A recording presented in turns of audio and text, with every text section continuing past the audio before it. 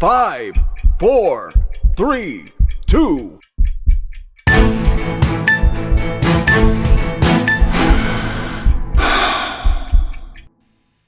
Hey, good evening, everybody. This is Jeff with Junior Hockey Advisor. Sunday night, just a little bit of a heads up. We won't be broadcasting next Sunday night because a Michigan quarterback, a University of Michigan Wolverine, will be making history in the Super Bowl. So we'll take next week off for all of those that are interested in watching some great history being made.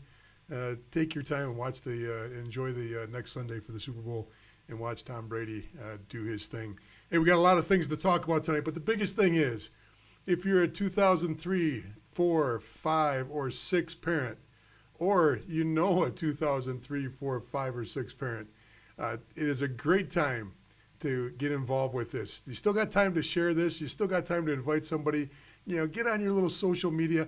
Tell them to come on over and watch because we got a lot of information tonight that is going to really, really help you in going through this whole process of ascending to the highest levels of junior hockey and then on to college hockey afterwards. Now, with that said, we'll still take questions and we'll still interact with everybody that's on the live stream. Let's get rolling.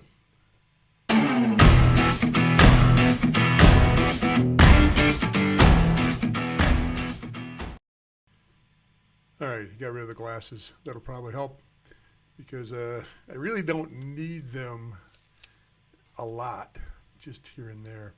So I got to get the screen off because it's got my big, ugly mug on it in front of me, and that doesn't help when I'm trying to talk to you to see myself, and it's on a 7 or 8 second delay, so that's never fun. So anyway, let's get rolling. Before we start really chatting about the main topic tonight, which is the combine, the younger players, where you fit, what you do, the who, what, when, and where, and why of this.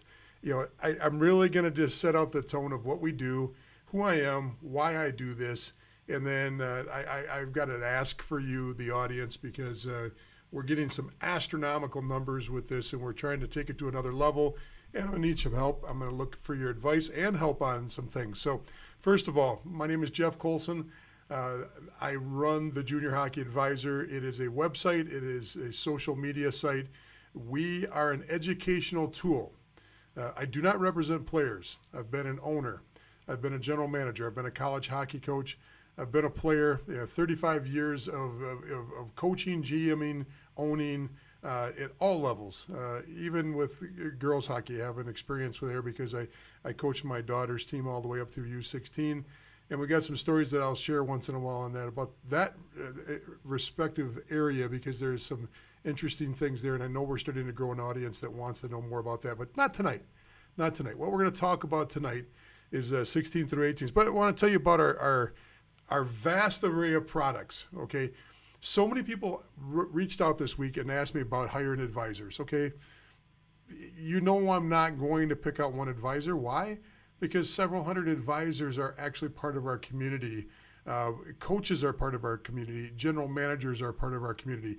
If I start singling out and saying you really should go to this advisor and you should really talk to this advisor, I'm going to alienate our audience. I'm going to alienate coaches because, you know, if I recommend one coach or one advisor and it's not right for the coach that's also part of our family, it just doesn't work. So what I have to do is give you lots of information, help you make great choices, give you everything I can give you as far as a tool to make some good choices, and then, you know, allow you to pick and choose who you think are the best fits.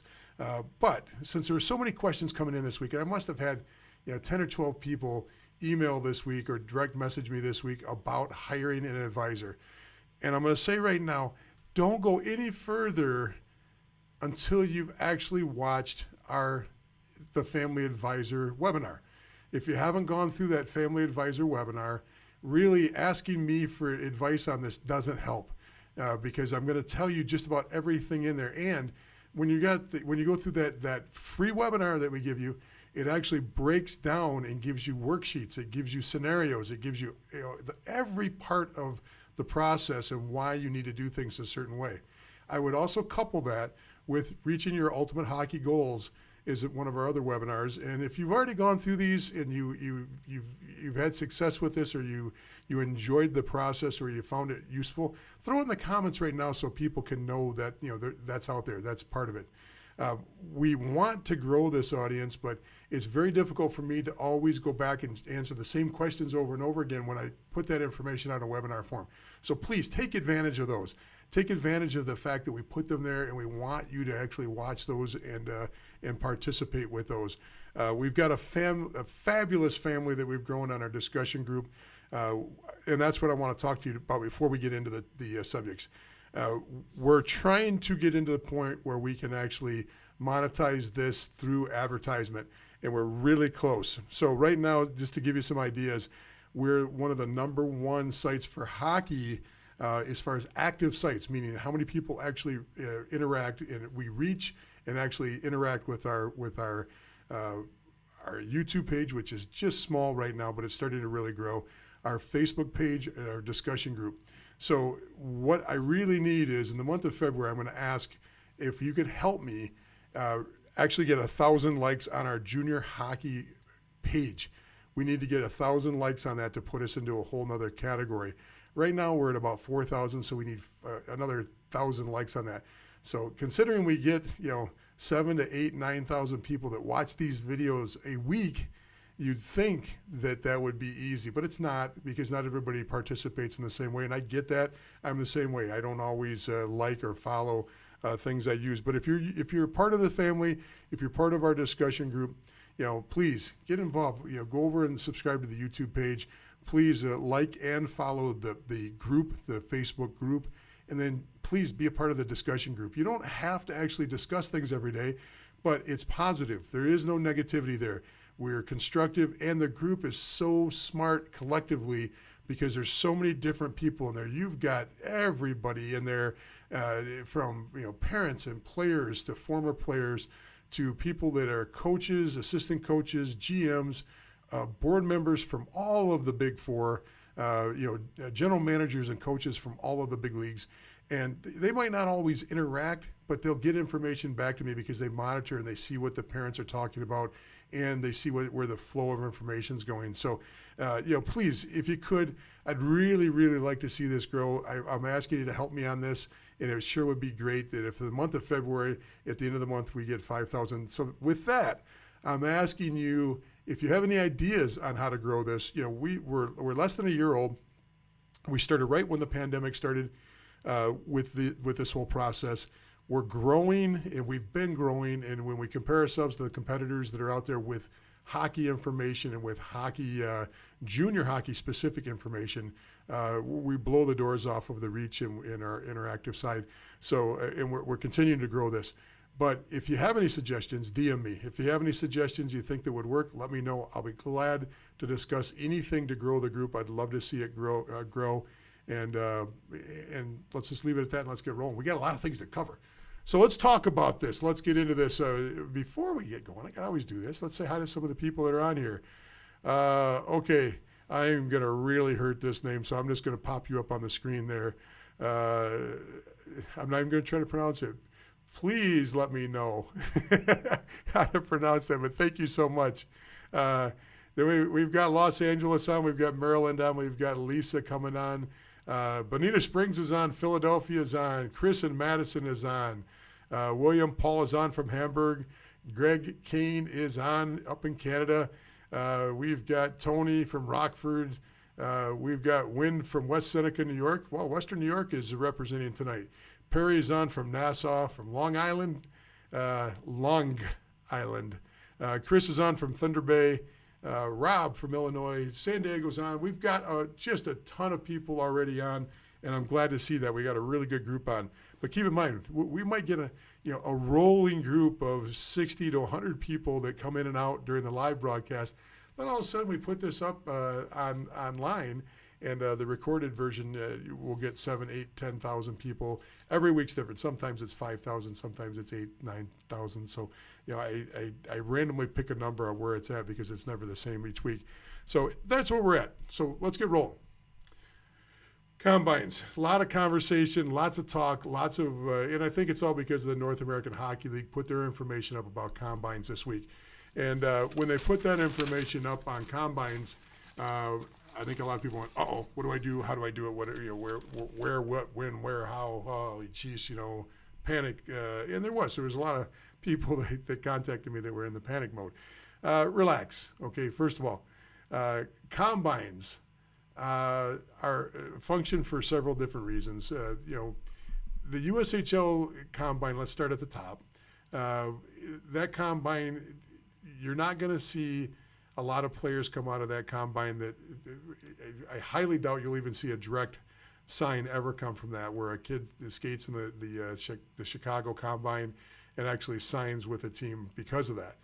It may happen, but usually that's a younger group. That group that skates in the USHL combine, that's a few years out group. They're usually, if I remember correctly, 14, 15. Correct me if I'm wrong on that. But I do remember being at that combine a couple times, and I do believe that it's a younger group. With that said, it doesn't hurt. These combines can never hurt you if you go in with the right attitude. If you're going to a combine, let's back up. What is a combine? Okay, what is a combine? Let's make sure everybody understands clearly what a combine is, because combines are different than tryouts. Combines are different from main camps, but all of these have their function and their place in junior hockey. And first of all, a combine. The term is used because it's usually a combination of several teams or a league that combines their efforts to get everybody in one spot, okay, to try out. All right, you've seen the NFL use combines for years. They bring everybody into one spot and they test them and they try them out and they see what they're doing, and they do it in a combined effort, so it makes it easier for everybody else. So the same thing happens in junior hockey with these combines. Get over it on the money, okay? Get over it. If you think these are money grabs, yeah, they're for profit. Most of them. Some of them are break even. Some of them are just put a token amount of money out there, less than the market, just because they're going to charge, but maybe their ice is free or something. I don't know. But get over it. These are money makers for the most part, and why shouldn't they be? Okay, nobody said that if you're going to play junior hockey that it's for free or it has no cost to you. Even if you're playing on one of these teams that has a tuition free, there's still a lot of cost involved in the hockey, family travel, budgeting, sans the USHL. Everybody else, you're going to pull money out of your pocket regardless of the league, unless you're playing in the USHL. Now, with that said, what does a combine do? You're going to usually do two things in a combine. Usually you're going to do some kinds of off-ice training and on-ice training. We're just going to call training one segment of it. They're going to put you through some drills either in the gym or in the parking lot, and they're going to see how fast you are. They're going to see how strong you are. The biggest thing to notice on this is the fact that, at the next level, you are going to work out a lot. Junior programs spend a ton of time in the weight room. Colleges spend a ton of time in the weight room. They spend a lot of time on conditioning, and it's for a few reasons. One is a junior schedule, and this year is probably worse than any because of the condensed schedule, trying to play so many games in such a short period of time. Players lose body weight over the course of a season. If you're a junior hockey player, you usually can lose anywhere from 5 to 10% of your body weight over the course of the season. And sometimes that's not all good body weight. It's not all body fat that you're losing the extra weight. You're losing some muscle mass along the way too. So teams attempt to lift as much as they can during the season to maintain. You're not trying to really grow a player stronger and get him bigger during the year. You just don't want him to get smaller. You want to try to maintain as much as you can. So you're going to see a lot of lifting. So part of it is to get a sense of, are you ready for that, and to open your eyes to what happens in the next level. So you got the training side. They might put you through some drills on the ice, some regular skills drills. They might actually have some stopwatches out there and have you do some sprints, some timed events, some agility events. It really doesn't matter what those events are. And there's people out there that sell you that they have combine camps to get you prepared for it, or their information is out there. You can be a great player. You can be a middle level player, a low level junior player, and move on and progress without having to get any data sheet from a private company that tells you what you're good or bad at on the ice. Now, if you want to do it and those things fit you, and you find value in that, there's no problem with them. they're not essential. They're not something you have to have done. So with that said, training, that's the testing and training, that's going to be part of it. The other part is going to be scrimmaging. You're going to scrimmage in a combine. You're going to play a series of games. There is no championship game. Usually a combine, they'll rotate you through some games. They may or may not select an all-star team at a combine like they do at a main camp, but a combine, you're going to walk out of there with a lot of information because they're going to give you chances to walk in and meet with the administrators of the league and some of the coaches of the league to talk about the league, to talk about how it works, why they do things. You can ask questions about their educational process. You can ask questions about their placement, about how they advance players, where they get their players from. All that stuff is answered during these combines, and that's a big part of it. The USHL Combine, especially, if you get a chance to go to it, and you don't have to be a superstar to go to it, usually it's AAA players. Once in a while, you'll see a AA player that's unique that gets to go there, but for the most part, it's AAA players. But with that said, if you get a chance to go, even if you're at the mid-level and you're like, I'm not going to play in the USHL, it's still good to go because you get a chance to see how the whole process works. And that's the biggest thing about combines, especially for younger players. Right now, if I'm an 06 or 05 and I haven't experienced combines, I want to go. I want to go and I want to get the experience of going through combines because the more you're in combines and camps, main camps and combines, you're going to get into the situation where you feel comfortable, where you're less intimidated, where your actual personality on the ice comes out a lot more than if you're just the newbie or the youngest kid on the ice. So I highly recommend you get involved in combines early, and not so much because it's going to get you on that team faster. What it's going to do is it's going to give you a better quality of look as you get older and more experienced and more mature, not just for combines, because you may only do the combine experience once or twice. And you might realize that you're better off with just main camps. And we'll get into main camps in a second. But the biggest part of this is to make sure as you're going through all this that you relax and smell the roses. Because as an 06 or an 05 right now, if you haven't gone through this process, you just got to absorb it all. As a parent, absorb where the coaches sit, what notes they're taking, who they're watching, what they talk about. Are they watching every game? You might find on some combines that there's only select games that select coaches come and watch. And you can start seeing, oh, okay, he's only watching that group because there's all the older boys were put in one certain group. And all the coaches come out for that group, or just the opposite. They're not watching the older kids. They're only coming out and watching the younger kids. They're only watching the 06s, and they're not spending much time with the 03s. You'll see those trends, and it depends on the league. I'm not accusing the USHL, the NAL, the NCDC, or any of the other combines, the NA3HL, of doing that. I'm just saying you'll see that trend at different times. So what do you think? Am I helping out at all there? Give me some comments on this. Let me see if I'm on the right path with all this and trying to explain it. So who has combines? You're going to see the NCDC, USPHL. You'll see the NA3HL. You'll see the NAHL, North American Hockey League. You'll see everybody, Tier 1, Tier 2, Tier 3, EHL. Everybody has a combine, so you'll see that. You'll see combines that are large and well advertised. You'll see combines. Now, remember, there's 3 different styles of combines. There are league combines. That is the big one. If you go to the North American Hockey League website right now, you'll see they're advertising their combine for the league. The whole league, everybody participates. It's usually around an event. And Perry, I'll get to the question about coaches in a second. That's a good question. With that said, league-wide usually has league-wide participation, meaning every team will have a scout there, maybe their player development person's there, their general managers there, maybe one of the coaches or their whole coaching staff, depending on what time of year. You're probably not going to see everybody there because they're usually held in a period of time where the team has to be doing other things too, because everything is condensed when you get into the spring as far as the amount of time. The teams have to get ready for the draft. They have to make player moves. They have to retain players from the year before. They have to get ready for these combines. They have to get ready for their own main camps. There's a lot of stuff going on. The season speeds up and through June, July, then things relax back down again. So the other type of combine, so you got the league combine. Then you'll see, especially in the Midwest, you'll see them around Chicago, you'll see them around Detroit, maybe some other parts of the country too. I remember one in Syracuse last year too. You'll see multiple teams teaming together for combines.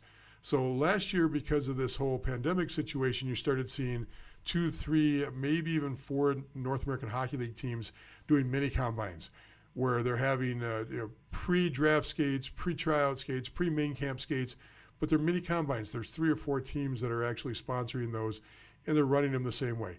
Come in, meet some of the staff, meet their team, get a skate, get some scrimmaging in, and then hopefully get your invite to the main camp, because that's really where you're trying to go with a combine. Here's your outcomes from a combine. First, before I get that, there's a third kind of combine. Then we'll talk about your results, what could happen. So the third type of combine. So you got the league combine, you've got a team or teams, mini combines. Then you have private companies. Private companies will advertise combines. Some are legit, some are not. Okay, and what I mean by that, and this is where you have to do your homework, just because you see a pre-draft skate or pre-combine skate or a combine skate, what does that mean? Most of the time what that means is somebody wants to get you to skate in their clinic or their camp to get ready for a combine. Usually, 90% of them, 80% of them are that way. But there are a few out there that are actually combine skates. It's a private company that will bring in coaches, but they'll bring them in from all different leagues. So they'll bring in a scout from the BCHL, they'll bring in one from Manitoba, they'll bring in one from Saskatchewan, they'll bring in a guy from the CCHL, they'll bring a couple guys in from the North American Hockey League, the NA3HL, different levels, across the board, and they'll do these combine skates. So there is some legitimacy on those. What you have to do is your homework. You have to read the website. You have to read the emails. You have to ask questions before you send your money in. I would never sign up with one of those without asking, who have you confirmed is going to attend? What coaches have confirmed they'll be there for this event? Okay, now last year I give some latitude to programs that tried to do this because of the pandemic, and so some of the coaches didn't show. But most of these, if they say a coach is going to be there, it's reasonably assured that coach is going to be there, and it's most people are not out there to try to scam you. Most aren't. There are, it's like anything else. There are some. Okay, so the question that I'm going to go back with Perry is, Perry's question was, is there a list of coaches going? Well, for the private ones, I just answered that. They'll be on the website. For any combines, it's very difficult. You're not going to see a list of coaches for the North American Hockey League because, first of all, the North American Hockey League and the USHL, I think even the NCDC does this now. They have their own central scouting, and they have their own scouting and development people that work for the main office. Okay, and because they've got this central scouting in the main office presence, it becomes a disseminated information, goes out to all the teams from what they gather for the league. They'll rate players there for everybody. That doesn't mean you won't see GMs and coaches and scouts and player development people for individual teams. It just means that you'll definitely have people from the league there that their absolute job is to run this combine and to evaluate talent and assess the talents that's there and to place them on the grid for the rest of the teams to be able to evaluate where they fit in their own hierarchy of players. So hopefully that helps, Perry. So here's a great question. William says, as you know, I have an 05 goalie. Are the combines good for goalies? Yes and no. Like I said, goalies, you're in your own world on a lot of things. A combine could be better than a coach coming to watch a full game. A combine can be a coach literally can fall in love with a player in a combine off of a flurry of saves and elevate his presence past everybody else because he looks great for a snapshot of time. Unlike defensemen, unlike forwards, it happens with goalies more than any other player where somebody goes, wow, I really like him, and they're always looking for quality goaltending.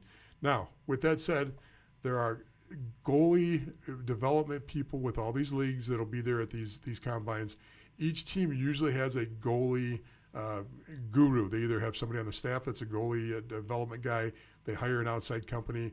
So a lot of these bodies are watching and there's eyes on you for these. So yes, they're always good. Once again, the younger you are as an 05, I'd be taking advantage of this, especially for the higher leagues. If you're looking to move into the tier 2 level or even the better tier 3 teams, the higher level NCDC teams, the higher level teams in the EHL.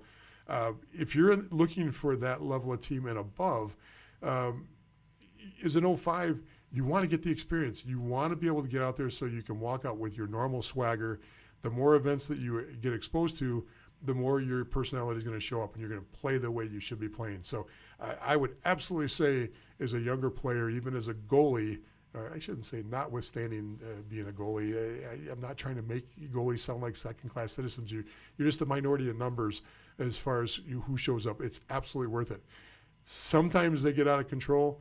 There are combines where I see sometimes, especially these mini team combines, these 3 or 4 teams get together, where they'll have 14 to 20 goalies show up for 4 teams that are actually in the combine. That's a lot of goalies. So not very often, but that's where, as a parent, you ask the questions before you send in a check. What are the numbers for goalies? How many goalies?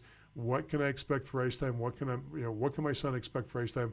Well, and then remember, if you're an 05 or an 06 parent, and this is combine related, you absolutely, as a parent, can get involved in asking questions at this point.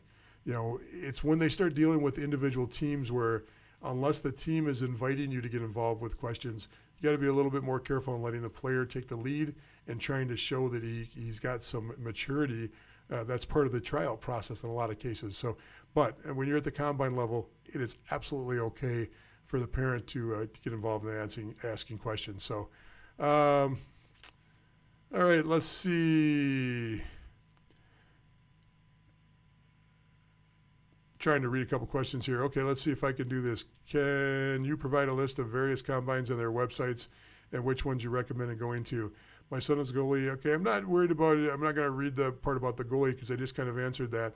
So can I provide a list? Well, no, and here's why I won't provide a list.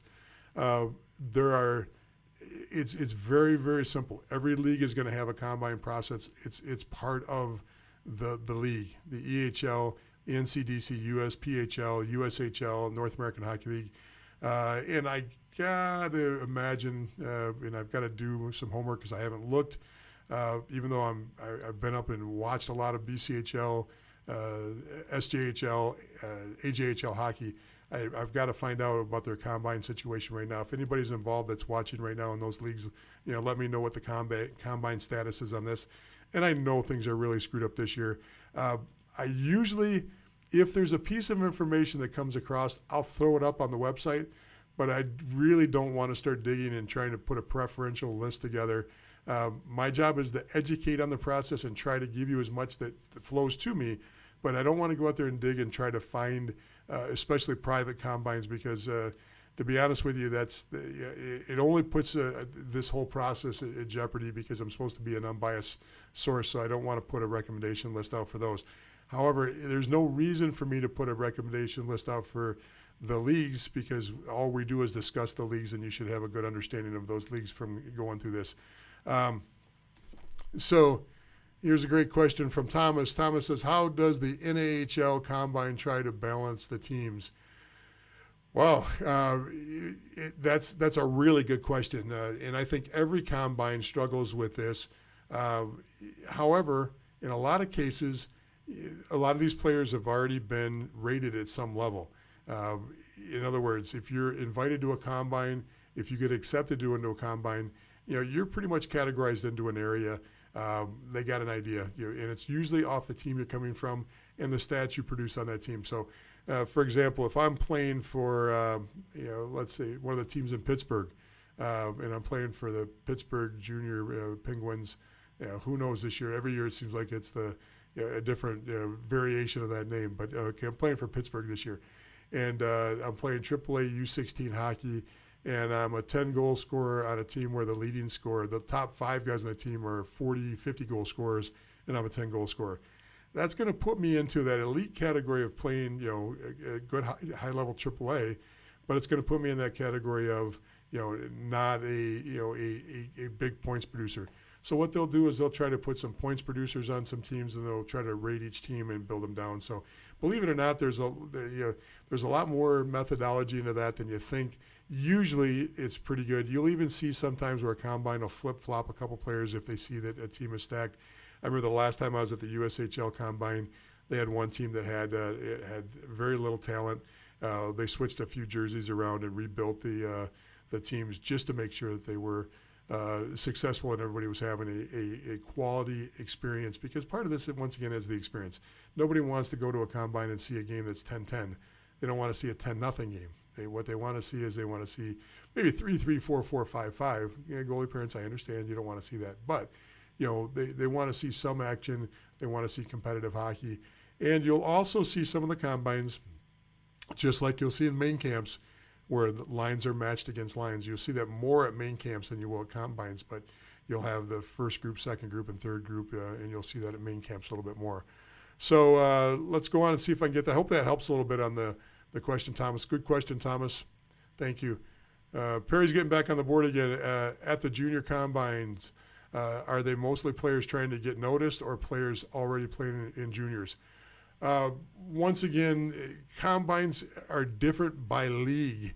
USHL combines tend to be players that have never played juniors. If you go to some of the mini combines in the Detroit, Chicago, Boston area, usually they're trying to pull in kids that have no junior experience. And the reason is, now it doesn't mean that you won't see some kids that have got junior experience. If you've already got junior experience, you've already got a resume. You don't usually have to go to a combine, nor would you want to go to a combine, because you're going to be the only junior player out there. Now, some younger junior guys, some guys that play in some of the outlying markets that are playing juniors in Florida or North Carolina, back when the Western States Hockey League was involved, the juniors were out there. You still have some of those teams out there with the USPHL now. You used to see more junior players come in for combines, because it'd be a kid that was 15 or 16 years old playing juniors only because that was the only choice he had, or the only perceived choice he had at the time. So yeah, you'll get some younger guys, but for the most part, players themselves really don't want to go to a combine for the most part, especially a null combine if they're already a junior player. They've got different avenues to get on teams. They can get into a skate with the team. They can get into, and if you're playing at a quality level of juniors, most likely you're going to get invited to the main camp if you're looking to play for a specific team. So that's if you're playing at a quality level. Remember, the jump from the NA3HL, the jump from the EHL, the jump from the USPHL Premier to the North American Hockey League or the USHL is extremely difficult. We're talking about finite numbers of players, just a few players that actually make that jump, even though the North American Hockey League makes an effort to draft from, each North American Hockey League team drafts one player from their NA3HL team, and they tender a player from that team too. But those players usually have a very difficult time making it up to the North American Hockey League level. Just that's how competitive that level is. There's a huge jump between the two. A huge jump between the EHL and the North American Hockey League. All you have to do is look at the rosters. Remember, EHL, USPHL, NCDC, for the most part, are D3 feeders. They feed the D3 level. The North American Hockey League, predominantly a D1 with some D3 players, but it's the high-end D3. USHL is almost dominated by D1 players, with just a fraction of players that will end up on a D3 team, but they'll end up on a D3 team usually because of academics. There's something that they wanted from a specific school to go to. So great question there. Thank you so much for that one. Are there any rules that change your eligibility for leagues if you attend multiple main camps?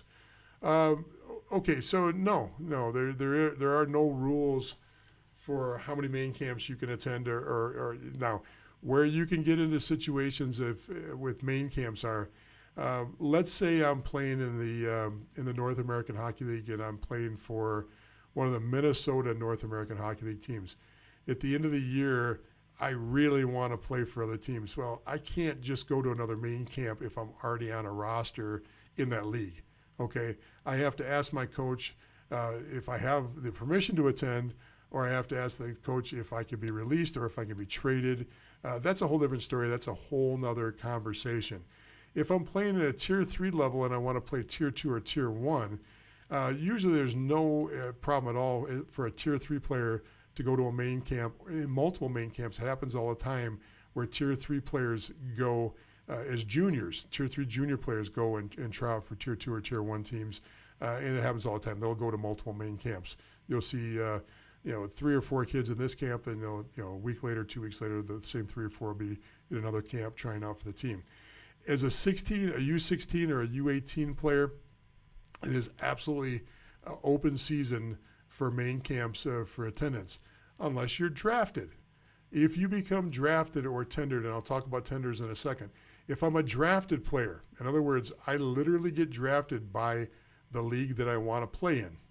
I get drafted into the North American Hockey League or the USHL, then I am the property of that team as far as that league is concerned. So I can go to any other tryouts in any other league or any other main camp, but if I go to anything in that league, I have to go to my main camp, and then I have to ask for permission.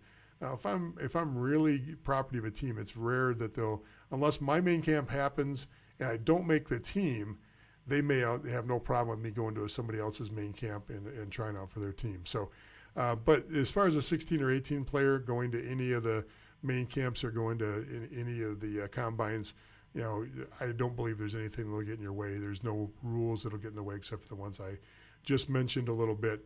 All right, let's see.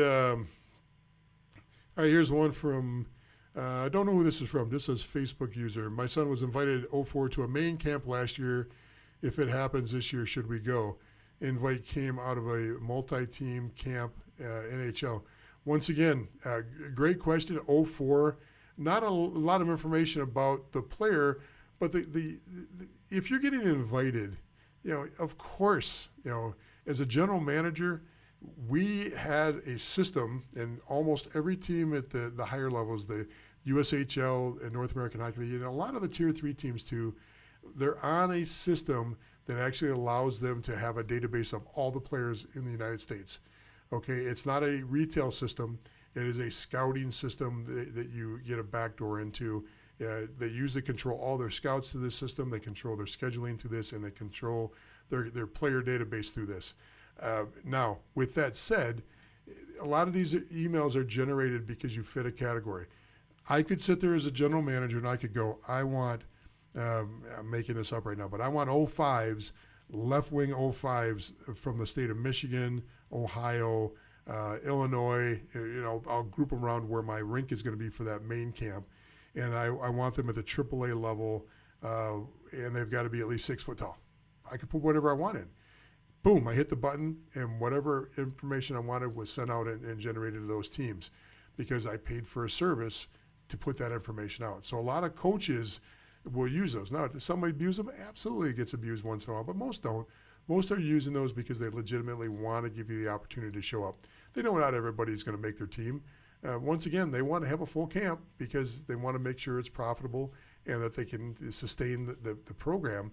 But at the same time, they want quality players there. They don't want to invite people that they don't think can participate at that level. So hopefully that helps a little bit. All right, here's the big one, and this is a question. No issues like if you attend an OHL camp. Oh, let's back up. We'll do an OHL night some other night, but OHL is part of the WHL process up in Canada. Okay, OHL is major junior hockey. You've got Quebec. You've got, when I say WHL, sorry, you've got the Western Hockey League, you've got the OHL, and you've got Quebec. You've got the Quebec Junior League. 3 major junior leagues.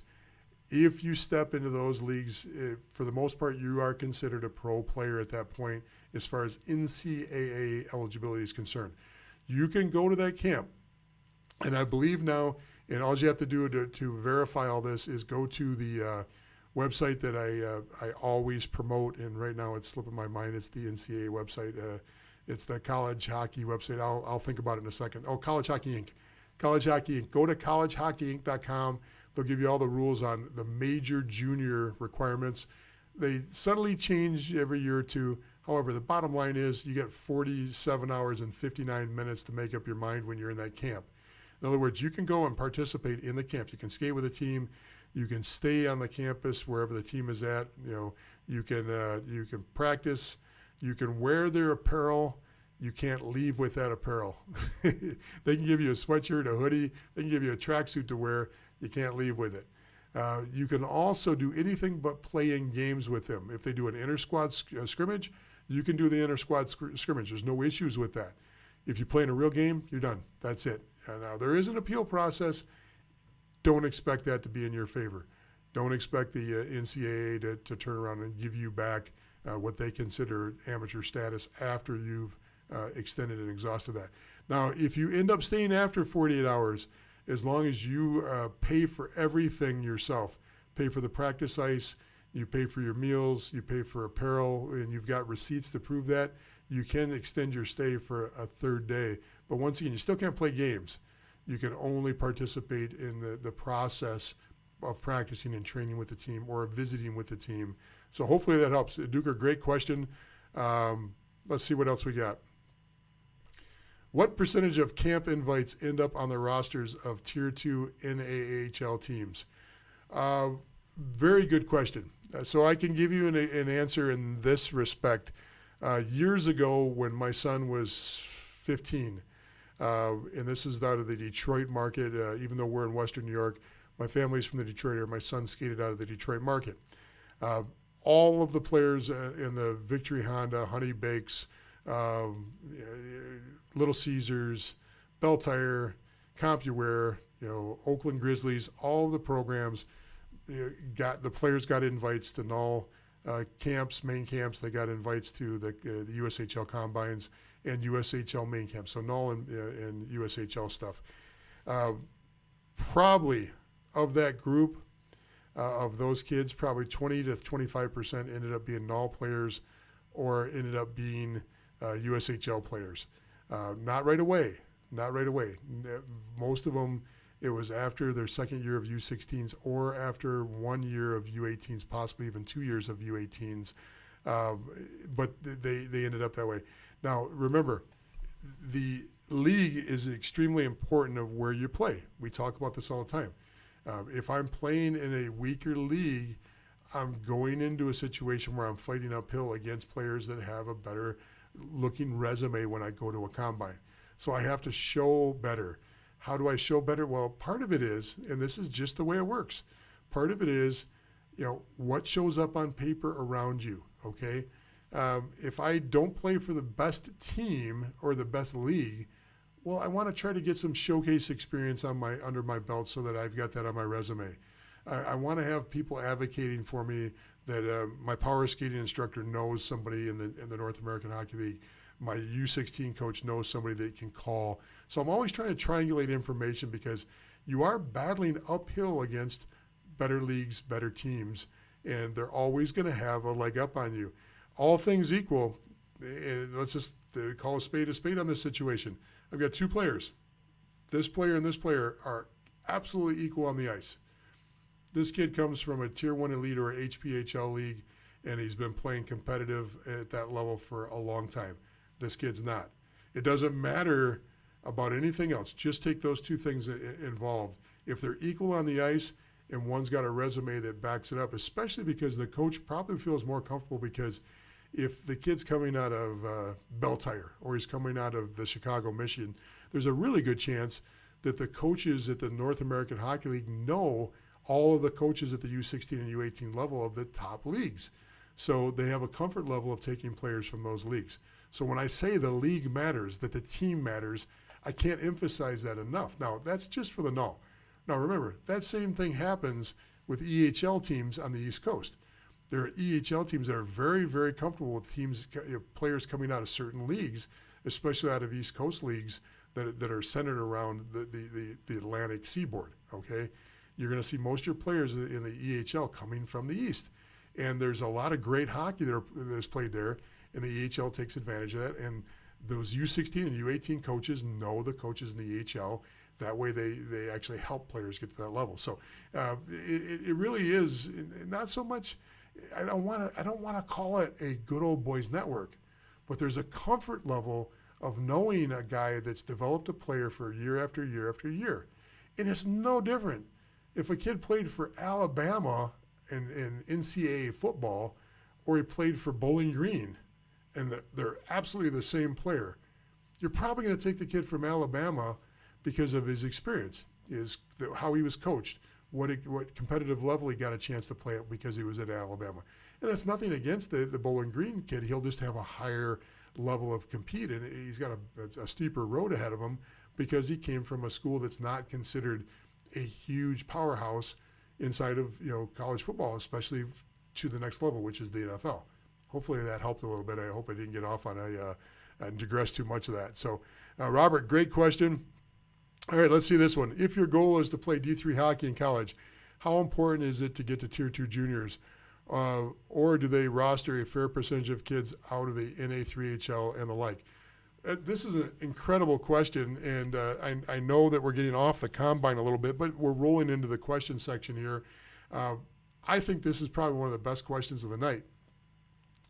I'd like to know who actually did it because it just said Facebook user. It didn't tell me actually who put the question out. But if you want to play D3 hockey is no different than playing AAA.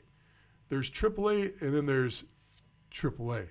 Inside of D3 hockey, go to USCHO, USCHO.com. It's one of those websites that I talk about all the time. Pull up the rankings. Now, you might have to pull up last year's ranking. Pull up they've got the Kratch ratings. It's KRACH ratings that are very similar to how my hockey rankings work. They've got the coaches polls on there. You can see who the top 10, top 15, top 20 programs are. Pull up those rosters or use Elite Prospects to pull up those rosters. Pull up rosters of D3 teams that are on top. And you're going to see that the players that they pull from are all North American Hockey League players. They're all BCHL players. They're USHL players. And they're also D1 transfers that are transferring down. That's your elite teams, your top 10, top 15, maybe even top 20 teams in D3 hockey are built. Now, don't get me wrong. They'll still have players from the CCHL. They'll still have a couple players from the NCDC. You're not going to see many NA3HL levels on those top 10 or top 15 D3 programs.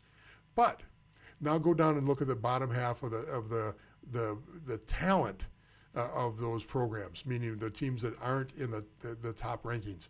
You look at the bottom half of those 80 some odd schools, and you're going to find NA3HL players. You're going to find USHL Premier players. You're going to find USPHL Elite players, and you're going to find a cadre of Americans and Canadians that played up in the CJHL, up in the Canadian ranks, playing junior A hockey in the CJHL. So yes, you can play D3 hockey at coming out of the USPHL Elite, coming out of the NA3HL, and it happens all the time.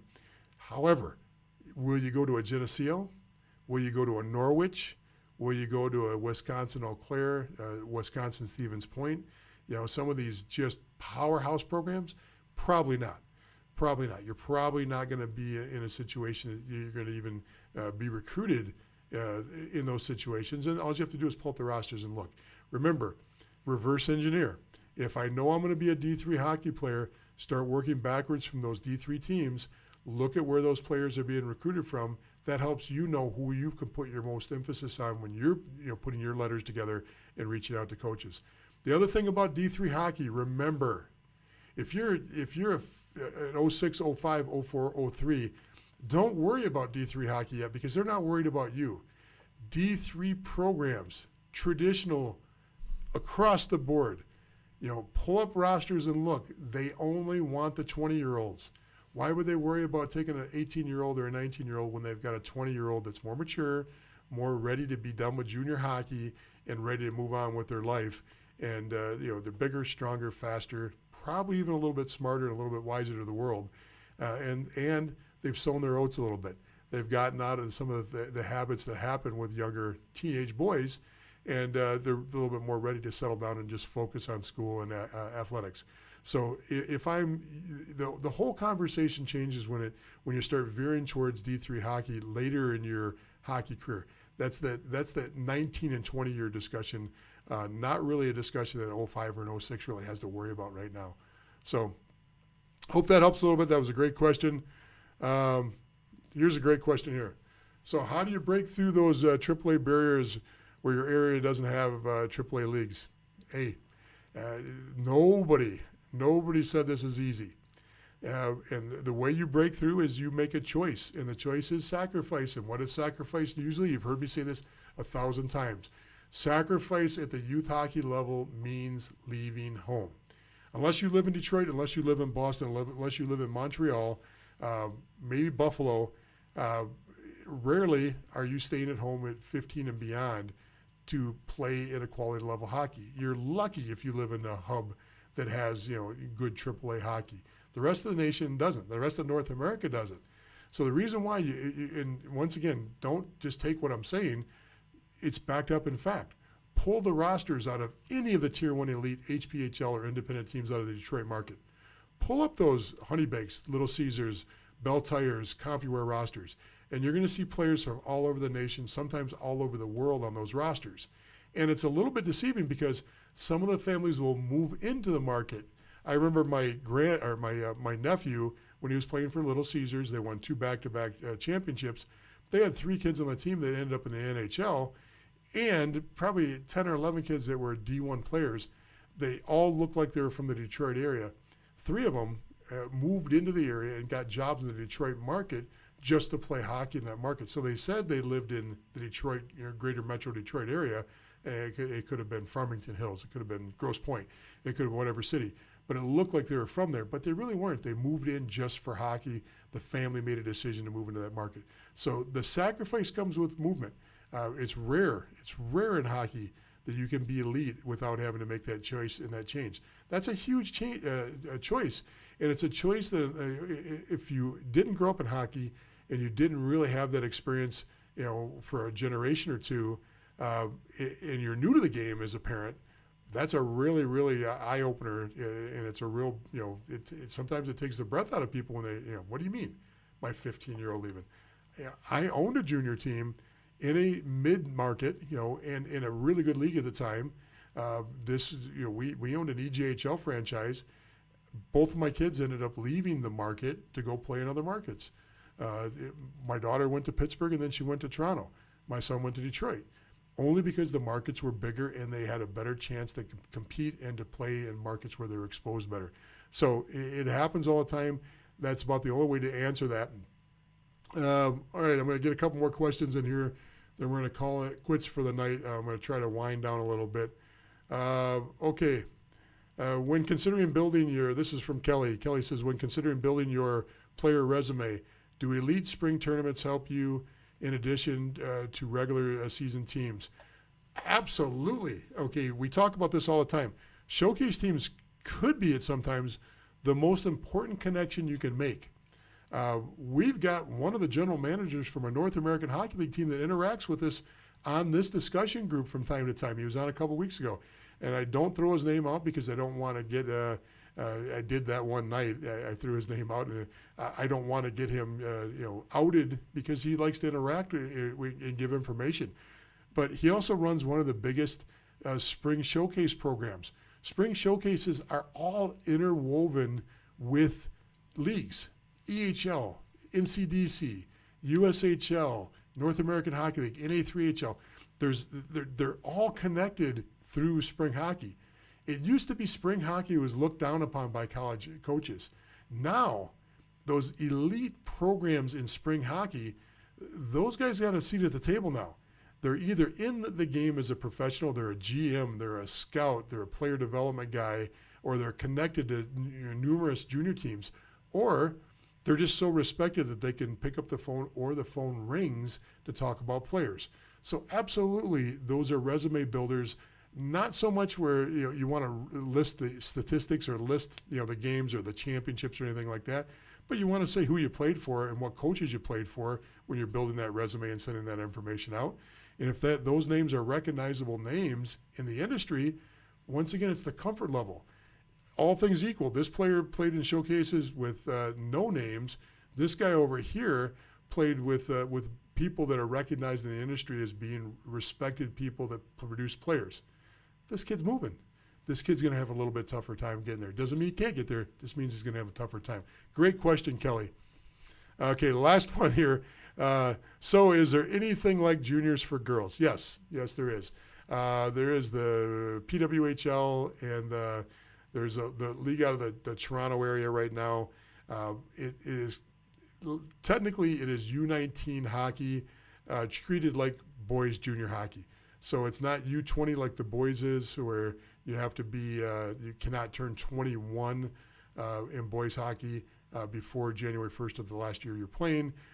In girls hockey, in other words, you got to be 20 up until December, the end of December before New Year's. On the girls side, it's U19, so you can't turn 20. You got to be 19 or under. So yes, send me a DM. I'd be glad to give you more information about girls and girls juniors. Love the sport. In this situation, I can give you names and don't have a problem giving names because we're trying to I still feel very invested in trying to grow the girls game and give them any help I can. So yep, absolutely. There are some equivalents to girls for girls. And all right, you got me. I'll do one more question, only because these are the softball slam dunk questions that I can answer fairly quickly and I'm passionate about. Whoops, that's just a thank you. Sorry. But thank you anyway, Facebook user. Facebook user has been very popular today. He's got another question here. I'm not sure why that is. I don't know which one of our, because this gets pumped out to different places, and I'm not sure which one actually comes back as Facebook user. But is ACHA Division I hockey quality? First of all, ACHA is club hockey at the college level. Over 500 teams. The majority of college hockey is played at the ACHA level. Okay, you've got tons of teams out there, and they're broken down into D1, D2, D3. It has nothing to do with NCAA Division I and Division III hockey.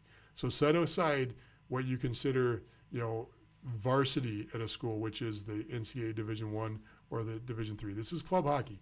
So what does club hockey mean? Club hockey means that the players are choosing academics usually first, hockey second. But with that said, there is a ton of players that are recruited to schools. And I would say that if you're talking about Division I or Division II programs, the majority of the players in those teams are recruited players. So even though they're playing club hockey, there's either a very dedicated part-time paid coach or there's a full-time paid coach and a paid staff, I should say, and they run them very similar to a regular NCAA team. There's some subtle differences, though. The club budget comes out of the student body budget for clubs. So they get allocated so much money out of every kid when they go to a campus. Say, I went to the University of Michigan. My daughter went there too. Part of the fee, the tuition fee, goes to paying for club activities. I can't remember what it was every year. $100, $200. There's an amount of your tuition that gets allocated into this club account, and then that gets divvied into all the different clubs on the campus. So there's a little bit of a budget. That usually doesn't cover the whole amount. Most club players pay on top of that. Now, what's the difference? The difference is if you got a big test and you got to study, it's okay to miss a practice. You're not going to be beholden to practice the same way you are at the NCAA level. The second part of it is, you're only usually practicing at the club level 2, maybe 3 times a week for weekend games. That's the norm. Some teams, they might practice every day, but that's the rarity. Now, is there quality players out there and is there quality teams? Absolutely. Are there players out there that could play Division III hockey, play Division I hockey? Absolutely. Can a ACHA Division I team beat an NCAA Division III team? Maybe. Now, I'll say maybe because I'll leave the door open that it could happen.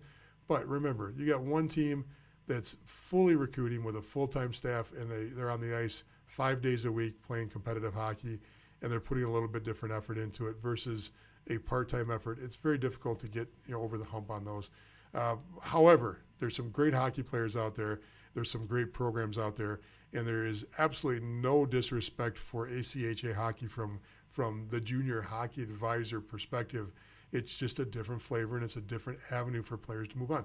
The majority of you out there are going to end up playing ACHA hockey. Your kids are going to end up playing that if they want to play in college. That's the facts. That's the statistics. There's only you remember there's only 60 some odd programs, low 60s at the Division I level. There's only 80 something at the Division III level. There's 500 teams at the ACHA level. You do the math. You can figure that out. It doesn't take. I didn't even have to take my shoes off to figure that math out. I can actually leave the shoes on. So anyway, let me call it quits at the night there. I'll throw one more up. Okay.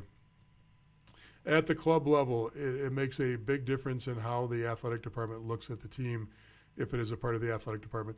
Yeah, but the ACHA, because of the stance that the actual ACHA takes, club status usually cannot fall. It has to fall under the campus's club participation. Usually cannot be put into the athletic program because then it becomes an athletic program under NCAA rules. So because the athletic department is worried about compliance with the NCAA, now if the school across the board doesn't participate in the NCAA, which does happen, there are schools out there that don't have NCAA programs, then your athletic department could be involved. But it's rare that happens, but it does happen where sometimes the athletic department does recognize the sport and supports it. Then you'll get into situations with Penn State when the Penn State's prior coaching staff on football was in charge, legendary coach was in charge of the program. They basically said that we'll never have Division I hockey here, and they did that on purpose. They basically quelled Division I hockey. Now they had probably one of the greatest club programs ever. Their own bus, their travel budget was enormous, the equipment budget was enormous, but they basically were told they weren't going to compete on that campus to take any limelight away from the Division I football program. And that was a Joe Paterno situation for years. That's the wives' tale that's out there. However, there are programs that are out there that handle things like that. Now, is that true? I think it is true. Did I really talk to Joe Paterno and get that face-to-face right from his lips? No, I didn't. So I can't tell you if it's absolutely 100% true. So listen, folks, I had a good night tonight. I enjoyed everything. Okay, one more, because this one popped up. Do you need to play juniors to play NCAA? I think you meant NCAA. It says NCSA, but NCAA. The question is, do you need to play juniors? And the answer is yes. Everybody plays juniors. You'll get maybe some Minnesota high school kids that are NHL level, one or two a year, that jump straight up. You'll get a couple of overage preps that are NHL player levels that will jump up into college. Maybe 1-2 a year total. We're talking about the cream of the cream. But the rest all flow through juniors. Even if you play prep, you flow back to juniors. Even if you play Minnesota high school and you're just unbelievable and your program's unbelievable, you're flowing to juniors. So yes, everything flows through juniors before you go to college, especially if you're going to play D3. They're not pulling out of prep directly, rarely, but that's the way things happen. Thanks, folks. Have a great night. Enjoy your weekend. We will not be here. Remember, if you got some ideas on how to grow this, let me know. Please like and follow our group. Please join our discussion group. Get on our YouTube page. Take advantage of those websites and the webinars that we promote. Those 2 webinars that I told you about, the Family Advisor and Reaching Your Ultimate Goals. Take advantage of those. And watch Tom Brady do his magic next week. And that'll be the way we'll start the show off 2 weeks from now when we talk about how great Tom Brady is. I'm also going down to Texas to watch some of the North American Hockey League. I want to pick up 3 games down in Texas next week. So if you're in the Texas market, let me know. Be glad to meet you at the rink and talk a little hockey with my mask on next week when I go out to Texas to watch some games. Enjoy the rest of your night, folks. Take care, everybody.